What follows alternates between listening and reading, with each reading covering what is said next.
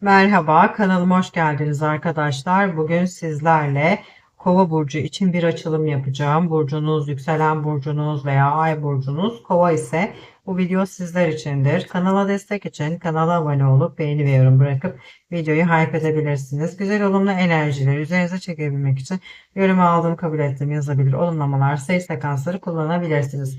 Özel bakım için Lenora Tarot Astro Instagram adresine mesajınızı atabilirsiniz. Bakalım önümüzdeki süreçte siz kova burçlarını neler bekliyor bir görelim.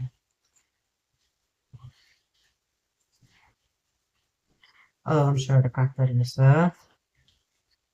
Evet, kova burçları. Biraz gelgitli olabilirsiniz bu önümüzdeki süreçte. Yani sürekli fikir değiştirme, kararsız kalma, önce tamam dediğinize sonra hayır deme gibi gelgitli durumlar söz konusu olabilir. Yani kendinizce çözümsüz kalmış bazı konularla alakalı, hayatınızdaki bazı sorunlar ve problemlerle alakalı çözüm yolları aradığınız ve denediğiniz kendinizce bu sebeplerden dolayı sanki bu çözüm yollarını da hani ararken öyle mi yapsam böyle mi yapsam tam böyle bir şeyde karar kılma ama yok ya o işe yaramaz ben şöyle yapayım en iyisi diyebilmek. Bunlardan bahsediyor arkadaşlar. Yani biraz daha sanki ne yapacağınızı bilememe hali, hani bir şey yapacaksam en iyisi olsun ya da işe yarar bir çözüm olsun niyetiyle yaklaşacağınız için böyle bir gelgitli durumlar var. Bazı konularla alakalı fedakarlıkta bulunduğunuzu düşünüyor olabilirsiniz.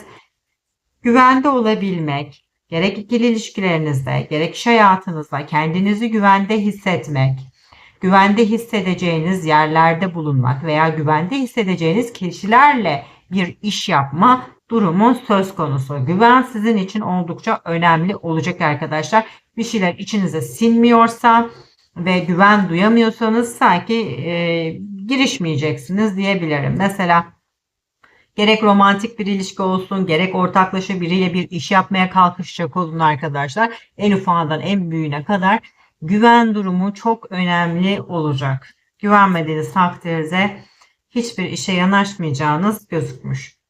Diğer kartımız ise yine duygusal gelgitten bahsediyor. Bir üzülürken bir anda neşelenebilirsiniz. Sanki herhangi bir duygu durumu üzerinizde böyle kalıcı bir etki yaratmayacak. Yani çok uzun süre mesela üzgün olmayacaksınız. Hemen neşenizi bulacağınız gözüküyor. Hemen kendinizi sanki bir toparlayacaksınız. Bakın şuradaki kartlarda olduğu gibi. Kılıç alınısı ardına kılıç kralı. Yani kendinizi ölmüş bitmiş bile hissetseniz yani o kadar kötü bir enerjide hissetseniz bile toparlanmanız çok uzun bir zaman almayacak arkadaşlar.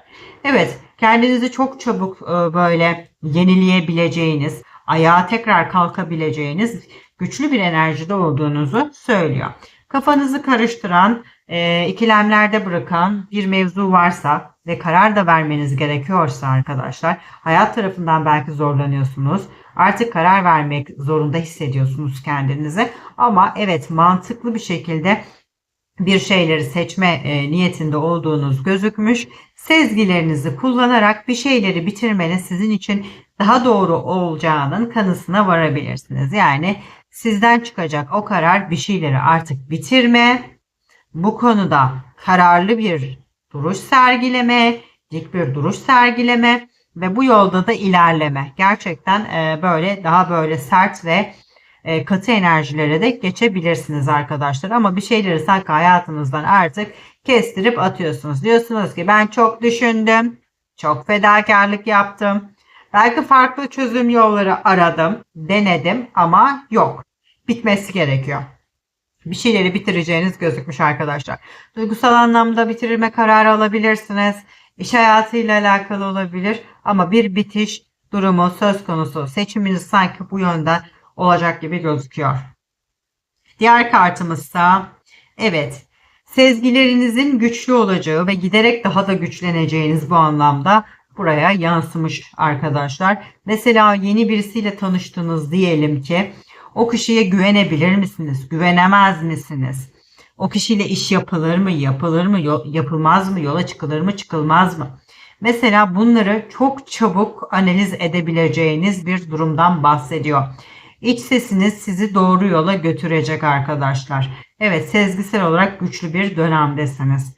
İnsanlar tarafından yine bu önümüzdeki süreçte gizemli görülebilirsiniz. Hayatınıza dair, hayatınızda neler oluyor, neler bitiyor, bunlar hakkında oldukça büyük merak duyabilirler arkadaşlar.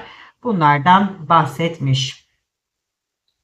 Evet, kadersel olarak da sanki bir konuda fikrinizi değiştirmeye, farklı bakış açıları elde etmeye, yolunuzu, yönteminizi değiştirmeye zorlanacağınız gözüküyor. Yani bir konuyla alakalı arkadaşlar, e, farklı düşünüyorsanız artık tamamen farklı yönde düşünmeye başlayabilirsiniz.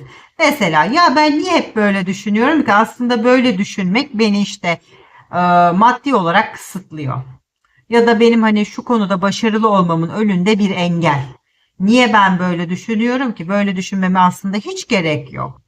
Onu öyle düşüneceğime şu açıdan olaya bakarsam, şöyle düşünürsem, o zaman zaten ben bu zor durumdan, kendimi sokmuş olduğum bu sıkışık durumdan zaten çıkacağım diyebileceksiniz. Çözüm bulma konusunda oldukça başarılı olacağınız gözüküyor. Evet, herhangi bir konuyla alakalı da kendinizi sıkışmış bir ruh hali içerisinde hissediyorsanız, bu konuyla ve sürekli hani sıkıştığınız için bir türlü hani karar alamıyorsanız arkadaşlar, bunu artık sanki bitiriyorsunuz. Yani daha fazla da artık sanki ertelemeyeceksiniz. Hayat tarafından bir şeyleri seçmeye, gerekirse görüş açınızı değiştirmeye, hayatınızda farklılıklara gitmeye sanki iteleneceğiniz bir dönem. Bundan bahsetti. Evet, devam edelim.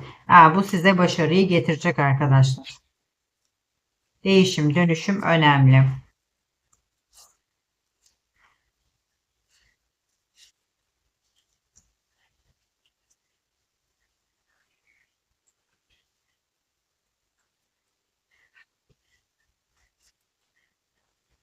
Evet. İlk kartımız şunu söylüyor. Özgüveniniz giderek artabilir ve özgüveninizin artmasına destek olacak bazı güzel sürpriz olaylar yaşayabilirsiniz. Güzel haberler alabilirsiniz. Bir konuyla alakalı elde etmiş olduğunuz başarı gündeme gelebilir arkadaşlar. Ama özgüveninizi arttıracak, takdir görecek tarzda güzel olayların önümüzdeki süreçte hayatınızda yaşanacağından burada bahsetmiş. Evet, sanki bu güzel olayların olmasının ardından özgüveniniz daha da artacak ve enerjisel olarak da daha güçlü, daha yükseleceğiniz bir döneme gireceğinizden bahsediyor.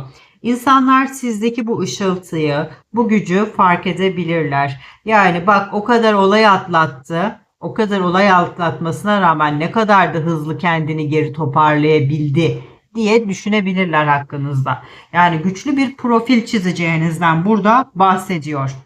Kendinizi her türlü olumsuz koşula rağmen böyle güçlü tutuyor olabilmeniz size başarıyı ve zirveyi getirecek arkadaşlar. Sanki hayatınızda her ne kadar zorluklar da olsa siz başarıya doğru ilerliyorsunuz. Bir isteğiniz, bir dileğiniz varsa da bunun da pek yakında gerçekleşeceğini söyledi kartımız. Evet, yıldızları hedefleyin, mevcut olanla da yetinmeyin. Hedefinizi de yükseklere koyun. Daha iyisini hak ediyorsunuz. Daha iyisini hak ettiğinizi fark edeceksiniz arkadaşlar. Değerinizi, kıymetinizi bilmeyen, yaptığınız fedakarlıkların farkında olmayan bir yerde veya bir kişiyle bir ilişki içerisindeyseniz herhangi bir şekilde, burada daha fazla zamanınızı harcamayacağınız, kendi kıymetinizin farkında olacağınızı söylüyor.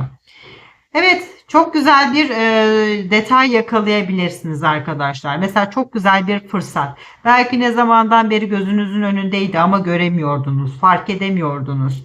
Evet, sanki artık bunu keşfedeceksiniz. Keşfedeceğiniz, göreceğiniz bir fırsatla birlikte gerçekten hayatınıza bir bolluk, bereket enerjisi akabilir arkadaşlar. Ve her şeyin de sanki göründüğü gibi olmadığını fark edip farklı bakış açıları kazanaraktan hayatınızı güzelleştireceğiniz gözükmüş. Ve çok geçmeden de hayatınızda nasıl bir dönemden geçtiyseniz, nasıl bir süreç atlattıysanız bunların sizin en yüksek hayrınıza olduğunu fark edeceksiniz. Sanki bu durumlar sizi güçlendirmiş ve daha çok başarıya ulaşmanıza sizi teşvik etmiş durumda. Diğer kartımızsa kurtulmaktan bahsediyor. Demiştim ya, kendinizi ister istemez kısıtlıyor olabilirsiniz. Hep aynı yönde, aynı şekilde düşünmenizden kaynaklı olarak, ama bunu artık kıracaksınız demiştim. Evet, kadersel olarak da buna zorlanıyorsunuz. Evet arkadaşlar, kendinizi kısıtladığınız, tuttuğunuz, daha iyisini elde edebilecekken kendinizi durdurduğunuz bazı durumlar ve konular varsa bu engellerinizden artık kurtuluyorsunuz. Gerek etrafınızda toksik insanlar olabilir, gerek kendi zihninizde yaratmış olduğunuz engeller olabilir. Bunlardan kurtulacaksınız ve daha ileriye gitmeye başlayacaksınız. Koşulların artık değişmesini öyle oturup beklemeyeceksiniz ya da ertelemeyeceksiniz. Kendiniz harekete geçeceğiniz, kendiniz eyleme geçeceğinizi burada söylüyor. Daha hırslı, daha kararlı ve azimli bir enerji içerisindesiniz. Peki, melek destemiz ne diyecek size? Bir de melek destesinden mesaj alalım. İçindeki çocuk, içindeki çocuğa sarıl. Onun şefkate, ilgiye ve güzelliklere ihtiyacı var. Ona sevgi akıt. Şimdi kendinizi ihmal etmiş olabilirsiniz. Hayatınızdaki sorunlar, problemler ya da işte onun derdine koş, bunun derdine koş. Diyor ki bu anlamda, eğer ki kendinizi ihmal ediyorsanız kendine zaman ayır. Seni mutlu eden, yapmaktan hoşlanacağın, seni rahatlatıcı aktivitelerde bulun demiş. Evet, açılım bu kadardı. Kanala abone olup beğeni ve yorum bırakabilirsiniz. Bir sonraki videoda da görüşmek üzere. Hoşça kalın.